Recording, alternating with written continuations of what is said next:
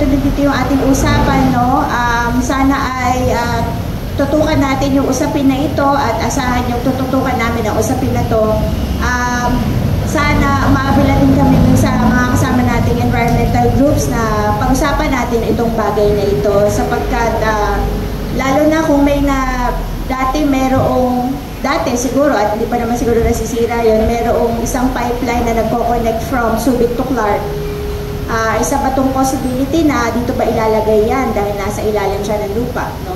So, yung mga ganon. So, ibig ko lang sabihin, sana po ay wag balikan natin to at balikan tayo pag-usapan itong usapin na to sapagkat yung fuel na dumating sa atin ay isang fuel na proven na po na nakamamatay, na nagkakasakit ang mga tao, at of course, panggera siya. No? So, dito na siya. Muli po, nagpapasalamat po ang Stop the War Coalition Philippines or Solidarity to Oppose War Coalition Philippines.